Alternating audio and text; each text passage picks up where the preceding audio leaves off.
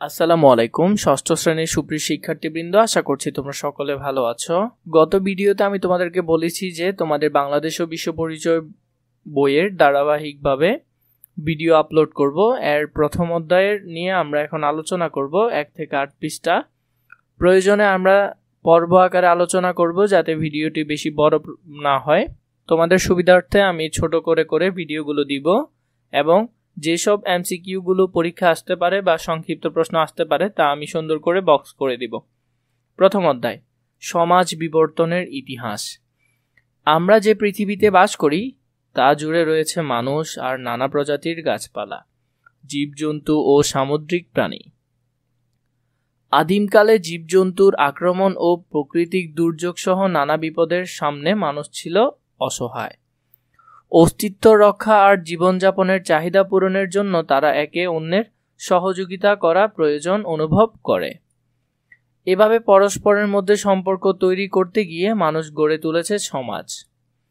শুধু মানুষই নয়, পশু পাখি এবং কীটপতঙ্গের মাঝেও আমরা দলবদ্ধ জীবনধারা লক্ষ্য করি। যেমন হাতি দল বেঁধে একসঙ্গে চলাফেরা করতে ভালোবাসে, কোনো কাক বিপদে পড়লে দল বেঁধে সব কাক তাকে বাঁচাতে ছুটে আসে। মৌমাছিরা মৌচাক এবং উইপোকার টিপি তৈরি করতে তার মাঝে সবাই মিলেমিশে থাকে। বাংলাদেশের সমাজ ও সভ্যতার ধারাকে বুঝতে সমাজ কি ও কিভাবে তা গড়ে উঠেছে এই অধ্যায়ের পাঠগুলোতে আমরা সে সম্পর্কে জানব। এই অধ্যায় পাঠ শেষে আমরা এই বিষয়গুলো সম্পর্কে জানতে পারবো। প্রথমে হলো যে সমাজের ধারণা ব্যাখ্যা করতে পারবো। এই বিষয়গুলো থেকে তোমাদের প্রশ্ন হতে পারে, মানে কি কি আসবে সেগুলো হলো যে পুরো অধ্যায়ের সংক্ষিপ্ত ছোট ছোট টপিকের হেডলাইনগুলো। সমাজ জীবনের প্রকৃতি ও ভৌগোলিক পরিবেশের প্রভাব বর্ণনা করতে পারবো। চলো আমরা ডিরেক্ট দেখে নিই। পার্ট 1, সমাজের ধারণা। মানুষ একাকী বাস করতে চায় না। নিরাপদে ও শান্তিতে বেঁচে থাকার জন্য সবাই দলবদ্ধভাবে বাস করে, যার ফলে মানুষে আত্মীয়তা ও বন্ধুত্বের সম্পর্ক গড়ে ওঠে সাহায্য সহযোগিতা, সহানুভূতি, দ্বন্দ্ব ও পারস্পরিক নির্ভরতা মতো বিভিন্ন সম্পর্ক। এসবই সামাজিক সম্পর্ক। এখানে যে সম্পর্কগুলোর কথা বলা হয়েছে এগুলো সবই সামাজিক সম্পর্ক। মিলেমিশে থাকা একতাবদ্ধ মানব গোষ্ঠীকে বলা হয় সমাজ। তাহলে সমাজ কাকে বলে? এখান থেকে আমরা ক প্রশ্নের আনসার করতে পারবো। সমাজের মধ্যে ছোট ছোট প্রতিষ্ঠান ও সংগঠন থাকে বা সংঘ থাকে, যেমন পরিবার, গোত্র, ক্লাব, সমিতি ইত্যাদি। আমরা কোনো না কোনো পরিবারে বাস করি। মা বাবা তাদের এক বা একাধিক সন্তান নিয়ে একসাথে বসবাস করে, যা এক রকমের পরিবার। কোনো কোনো পরিবারের বাবা মা ও তাদের সন্তান ছাড়াও তাদের ভাই বোন অথবা মা বাবা, ভাই বোন, চাচা চাচি, দাদা দাদি সহ অন্যান্য ব্যক্তিবর্গ বন্ধন ও কার্যকলাপের সমন্বয়ে পরিবার গড়ে ওঠে। সমাজ গঠনের প্রথম ধাপ হচ্ছে পরিবার। তাহলে সমাজ গঠনের প্রথম ধাপ কি? এটি এমসিকিউতে আসবে। টেস্টার চিহ্ন দিয়ে রাখো এবং তোমার বই যদি হাতে পাও তখন বই সুন্দর করে দাগিয়ে নিবে বা আন্ডারলাইন করে নিবে। সমাজ গঠনের প্রথম ধাপ হচ্ছে পরিবার। প্রাচীনকালে সমাজ গঠনের আগে পরিবার বলতে কিছু ছিল না। মানুষকে প্রতিকূল পরিবেশের সাথে লড়াই করে বাঁচতে হতো। তাই খাদ্য সংগ্রহ ও হিংস্র প্রাণীর আক্রমণ থেকে বাঁচার জন্য মানুষ দলবদ্ধভাবে বসবাস করার প্রয়োজনীয়তা অনুভব করে। এভাবে মানুষ সমাজ গড়ে তোলে। পরিবার থেকে গোত্র, সম্প্রদায় ও জাতিগোষ্ঠীতে ছড়িয়ে পড়েছে মানুষ। এভাবে ক্ষুদ্র থেকে বৃহৎ সমাজের উদ্ভব হয়। সাধারণভাবে সমাজের দুটি বৈশিষ্ট্য বিদ্যমান। এর প্রথমটি হচ্ছে বহু লোকের সংঘবদ্ধভাবে বসবাস করা, আর দ্বিতীয়টি হচ্ছে সংঘবদ্ধতার পেছনে কোনো উদ্দেশ্য থাকা। সুতরাং সমাজ বলতে আমরা মানুষের পারস্পরিক সম্পর্ককে বুঝি, যার ভিত্তিতে মানুষ বিশেষ উদ্দেশ্য ও সমবেতভাবে বাস করে। পার্ট 2 দেখো, সমাজ জীবনে প্রাকৃতিক ও ভৌগোলিক পরিবেশের প্রভাব। মানুষের জীবন প্রকৃতি ও ভৌগোলিক পরিবেশ দ্বারা প্রভাবিত। জীবন ধারণের জন্য মানুষ পরিবেশের উপর প্রভাব বিস্তার করে, আবার অনেক ক্ষেত্রে পরিবেশই তাকে নিয়ন্ত্রণ করে। এজন্য মানব সমাজের প্রকৃতি, আচার আচরণ ও সংস্কৃতির উপর পরিবেশের প্রভাব স্পষ্ট। নদী মানুষের জীবনযাত্রাকে সহজ করে দেয়। পৃথিবীর প্রধান সভ্যতাগুলো ছিল নদীভিত্তিক। তাহলে আগেরকার সময় যেসব সভ্যতাগুলো গড়ে উঠেছিল বেশিরভাগই ছিল নদীভিত্তিক। যেমন সিন্ধু নদীর তীরে সিন্ধু সভ্যতা। তাহলে সিন্ধু সভ্যতা কোথায় গড়ে ওঠে? কোন নদীর তীরে? সিন্ধু নদীর তীরে। নীল নদের তীরে মিশরীয় সভ্যতা। তাহলে নীল নদের তীরে কোন সভ্যতা? মিশরীয় সভ্যতা। টাইগ্রিস ও টাইফ্রেডিস নদীর তীরে মেসোপটেমীয় সভ্যতা গড়ে ওঠে। এইসব নদীরগুলো থেকে এমসিকিউ আসবে, এগুলো আমি তাই তোমাদেরকে বক্স করে দিচ্ছি। নিজেরা কিন্তু নিজেদের বইয়ে সুন্দর করে আন্ডারলাইন করে নিবে। বাংলাদেশে প্রাচীন সভ্যতা গঙ্গা অববাহিকায় বিকাশ লাভ করেছে। আবার কোনো অঞ্চলের প্রকৃতি সম্পদের ওপর সেই অঞ্চলের জনগোষ্ঠীর পেশা নির্ভর করে। যেমন খনি অঞ্চলে খনি শ্রমিক ও শিল্প এলাকায় শিল্প শ্রমিক বাস করে। নদীমাতৃক দেশ বলে বাংলাদেশ বেশিরভাগ অঞ্চল যানবাহন হচ্ছে নৌকা, লঞ্চ, স্টিমার। আবার কোনো কোনো এলাকায় যানবাহন রেলগাড়ি, বাস, রিক্সা ও গরুর গাড়ি ইত্যাদি। কুটির শিল্প বিকাশেও ভৌগোলিক পরিবেশের প্রভাব রয়েছে। নদীবহুল এবং অনুকূল আবহাওয়ার কারণে ঢাকার ডেমরার তাঁতিরা বাস করে এবং এখানেই বিখ্যাত ঢাকাই শাড়ি বোনা হয়। রাজশাহীতে রেশমি শাড়ি তৈরির জন্য বস্ত্রশিল্প গড়ে উঠেছে, কারণ এই অঞ্চলে তুঁত গাছ জন্ম এবং তুঁত গাছের রেশম কীট বাসা বাঁধে। ফরিদপুরে খেজুর গুড়, মাগুরার মন্ডা, টাঙ্গাইলের শাড়ি, সুন্দরবনের মধু, সিলেটের শীতল পাটি প্রভৃতি এইসব এলাকার ভৌগোলিক পরিবেশের সাথে সম্পর্কিত। সোনারগাঁও এর বিখ্যাত মসলিন শিল্প এই অঞ্চলের ভৌগোলিক পরিবেশ ও কাঁচামালের সহজলভ্যতার জন্যই বিকাশ লাভ করেছিল। পোশাক পরিচ্ছদ ও ঘরবাড়ির বৈশিষ্ট্য ও ভৌগোলিক পরিবেশ দ্বারা প্রভাবিত। শীতপ্রধান অঞ্চলের মানুষ গরম পশমি কাপড় পরে, আর গ্রীষ্মপ্রধান এলাকার মানুষ পরে হালকা সুতি কাপড়। সেই সব অঞ্চলে ঘন ঘন ভূমিকম্প হয়, সেখানকার মানুষ ঘরবাড়ি তৈরি করে কাঠ বেশি ব্যবহার করে।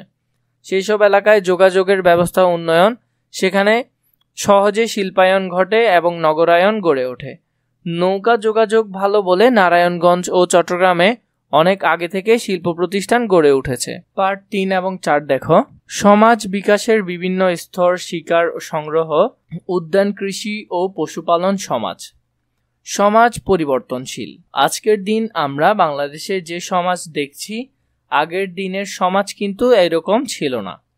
আজকের সমাজ দীর্ঘকালের বিকাশ ধারার ফল। কালে কালে জ্ঞান বিজ্ঞানের উন্নতির ফলে পুরনো সমাজ পরিবর্তন হয়ে একালের আধুনিক সমাজ গঠিত হয়েছে। ভবিষ্যৎ সমাজ আরও পরিবর্তন হবে। কালের সুদীর্ঘ যাত্রাপথে সমাজের পরিবর্তনকে 6টি ভাগে ভাগ করা হয়।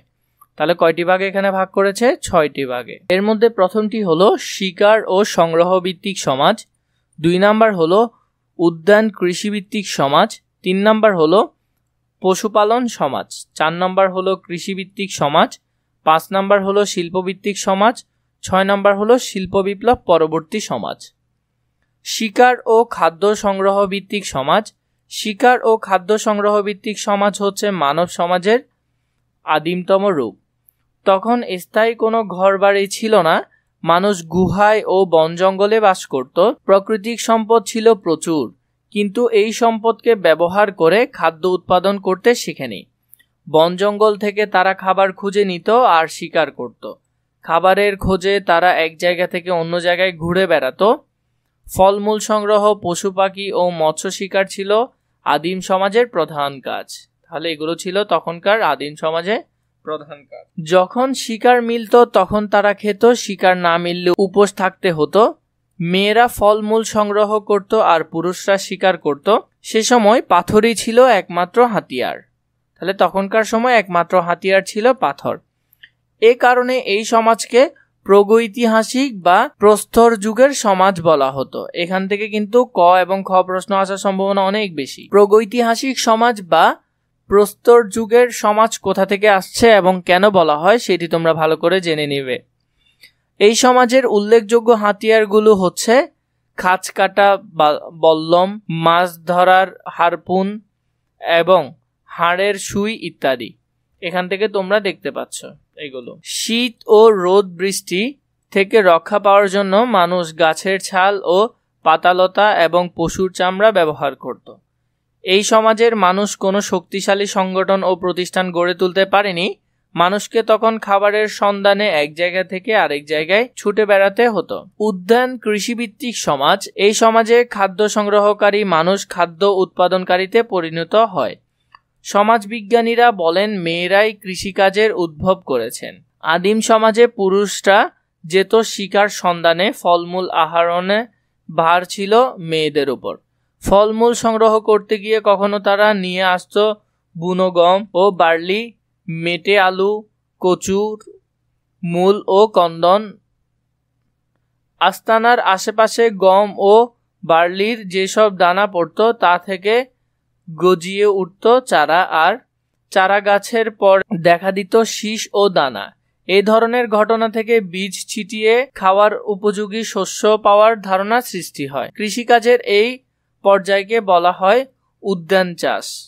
এটা তোমরা একটু জেনে নিও। এই ক্ষেত্রে প্রথমে মেয়েরা তাদের বসবাসের আশেপাশে পতিত জমি একটি লম্বা লাঠি বা পশুর শিং দিয়ে মাটি চিরে গর্তে বীজ ফেলে ফসল ও ফলমূল উৎপাদন করত। ফসল পাকলে পশুর চোয়ালের হাড় দিয়ে ফসলটি কাটত। তবে প্রয়োজনের বেশি ফসল তারা উৎপাদন করেনি। এক জায়গায় বারবার এমন ফসল ফলানো যেত না বলে তাদের জীবন ছিল যাযাবর প্রকৃতির। পশুপালন সমাজ। সমাজ বিকাশের ধারণায় পশুপালন শুরু হলে সমাজ আরও এগিয়ে যায়। এই সমাজের মানুষ খাদ্য সংগ্রহের পাশাপাশি পশুপালন করে জীবিকা নির্বাহ করত। শিকারী মানুষ প্রথমে কুকুরকে পোষ মানিয়ে গৃহপালিত পশুতে পরিণত করে। কুকুর ছিল বিশ্বস্ত প্রহরী ও শিকারের সঙ্গী। অনেক সময় বুনো ষাঁড়, ভেড়া, ছাগল, ঘোড়া, গাধা প্রভৃতি পশু মানুষের হাতে ধরা পড়ত। সেগুলোকে তারা ধরে এনে বেঁধে রাখত। এগুলো ছিল তাদের জীবন্ত খাদ্যভাণ্ডার। শিকার না মিললে এগুলোকে বধ করে আহার করত। মানুষ ক্রমেই বুঝতে পারে গরু, ছাগল, ভেড়াকে না মেরে এগুলোকে বাঁচিয়ে রাখলে বেশি লাভজনক হবে। যেমন প্রতিদিন দুধ ও বছর বছর বাচ্চা পাওয়া যাবে। চামড়া ও পশুকে বিভিন্ন কাজে ব্যবহার করা যাবে। এইভাবে সমাজে গৃহপালিত পশুর সংখ্যা বেড়ে তা মানুষের সম্পদে পরিণত হয়। এই সমাজে মুদ্রণ প্রচলন হয়নি, তবে দ্রব্য বিনিময় প্রথার উদ্ভব হয়।